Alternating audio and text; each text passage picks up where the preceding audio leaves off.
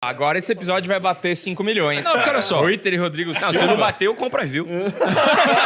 Não, porque olha só. Você entende que você é um cara polêmico. Tem gente que te ama, tem gente que te odeia. Você concorda com isso? Sim. Concordo, beleza. Eu também. Tem gente que me ama, tem gente que me odeia. Eu acho que todo mundo que cresce, de alguma forma, tem isso, né? Alguns mais, outros menos. Mas o que eu queria falar aqui, Rodrigo? Eu tava numa reflexão aqui. O Reuter tava falando sobre, putz, mas calma, tô começando e tal. Por mais que ele tenha muito resultado na área dele. E eu vejo que, com o tempo, a gente acaba colocando todas as pessoas em caixinhas. E aí, um amigo meu perguntou o seguinte, cara, por que fica ouvindo música assim na igreja? Tipo, música de quem fere os princípios da igreja, por exemplo, né? Quem tem, sei lá, quem é um pecador, por exemplo. Por que você ouve música de quem é um pecador na igreja? E aí, rolam muitas brigas para que as pessoas elas não coloquem música de quem é pecador na igreja. Fala, que absurdo isso e tal. Aí tu fala assim, sabe aqueles salmos escritos por Davi? Você cantaria esses salmos na igreja? Aí, claro, é de Davi. Cara, mas Davi, cara, traiu a esposa, né? Matou uma pessoa, fez tudo isso. Por que você ouviria o salmo de Davi? Então ele fala sobre isso porque a gente não tem esse coração de perdoar, de arrependimento, a gente condena todo mundo. Então tem gente que condena o Rui, tem gente que me condena, tem gente que condena. E essa aqui não é uma visão que faz sentido. Você concorda com isso? Concordo. Aliás, a Bíblia, Reuter, como a própria teologia, tem muitos paradoxos. Eu estava agora batendo um papo sobre isso lá com o Bruno e a Malu, e a gente estava falando sobre isso. Um paradoxo não é uma contradição idiota. O paradoxo são duas coisas completamente opostas que convivem bem. Exemplo, estou farto de não ter nada. Isso é um paradoxo. Se você não tem nada, como é que você está farto? É um paradoxo. E na Bíblia tem os paradoxos de Deus. E um dos paradoxos de Deus é, Jesus nunca negociou a doutrina.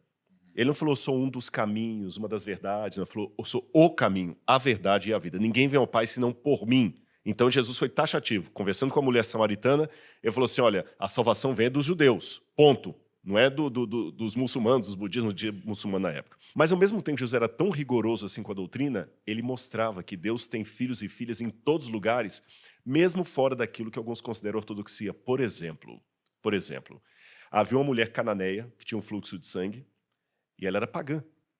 E Jesus curou a filha dela e depois veio um centurião romano, que era representante do exército de Roma que oprimia os judeus. Ele era ele estava na ativa. E em ambos os casos, Jesus olhou, curou o servo do centurião, a filha da mulher, e falou o seguinte, olha, nem em Israel eu vi uma fé como essa.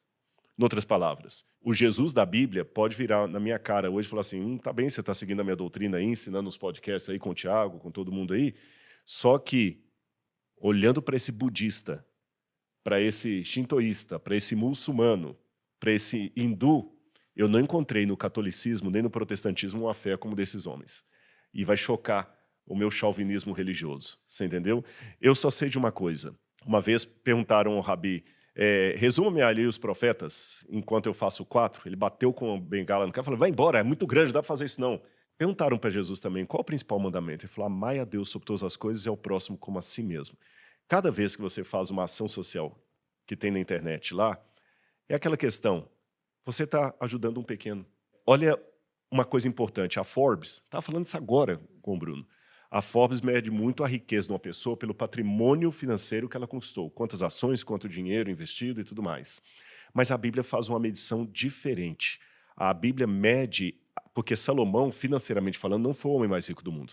Sabia disso? Que o Bruno me perguntou isso. Salomão, mas não. O templo que Salomão construiu em Jerusalém é 1/20 do templo de Karnak, no Egito.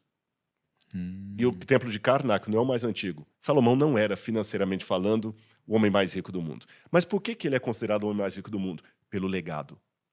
Pelo legado. E o que é o legado? É aquilo que você olha para trás na sua vida e ao redor de onde você está e fala assim, o que eu estou deixando de bom? Quem convive comigo está saindo melhor ou pior? Se ela sair do mesmo jeito, você também não está contribuindo nada, isso é ruim. As pessoas que convivem com você, seja o cara que lava o seu carro, seja a sua esposa, seja o seu aluno, eles estão saindo melhores ou piores. Quando você olha para a sua biografia, o que eu causei de transformação na vida das pessoas? A Forbes não mede isso, mas isso é que faz de você um grande homem. Vamos fazer essa lista no grupo primo. Uau, muito bom. Obrigado, Rodrigão. Valeu. Muito obrigado, Rodrigão. Não, iPhone trouxe. Não, não é no dele agora? Ah, é verdade. Pega o iPhone dele. Ele te segue. Hã?